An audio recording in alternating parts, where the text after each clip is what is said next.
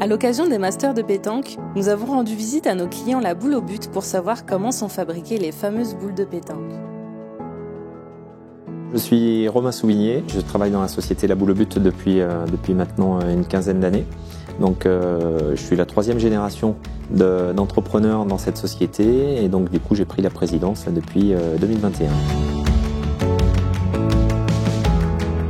L'historique de la marque au but, ça se définit de la manière suivante, c'est-à-dire que c'est une aventure humaine à la base, avec des personnes dans la serrurerie, des personnes en ingénierie, et puis des personnes dans la partie communication, commerce, finance, qui se sont rejoints pour créer cette société. Et la boule au but est née dans ces années-là, entre 55 et 60.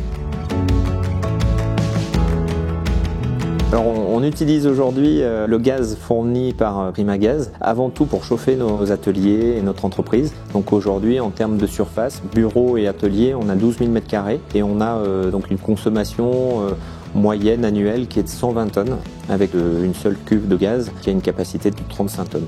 Et à l'époque de mon grand-père, on utilisait du fioul et ils ont pris la décision de lancer l'installation d'une cuve de gaz pour pallier à la consommation du fioul. Aujourd'hui, on fabrique environ 10 000 boules de pétanque par jour, ce qui représente environ 1 800 000 boules annuelles.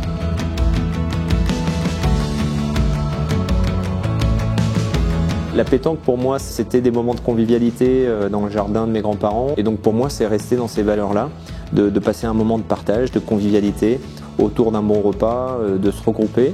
Et puis c'est pour moi aussi un lien social aujourd'hui.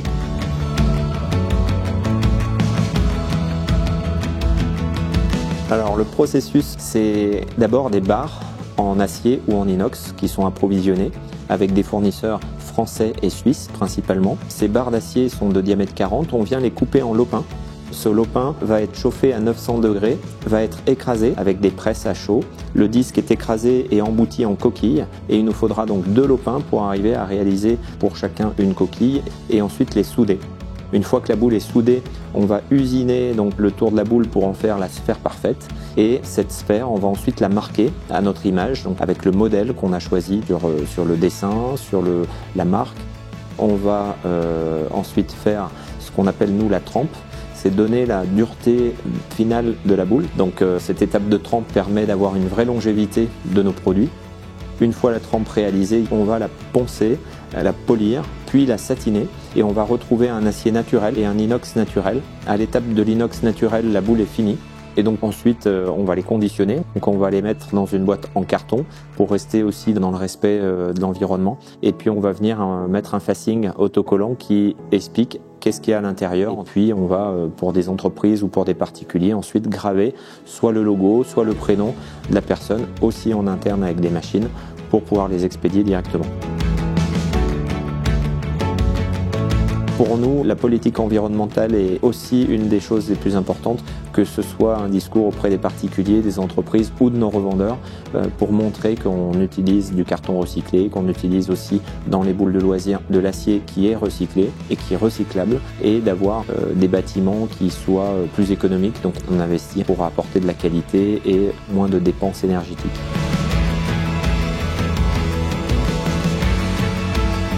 Alors les Masters Pétanque, on est partenaire depuis le départ, depuis la création. Ça fait donc maintenant 20 ans que l'on est partenaire et c'est une belle manifestation sur laquelle on rencontre beaucoup d'entreprises, beaucoup de passionnés et beaucoup de spectacles avec les joueurs qui nous apportent satisfaction.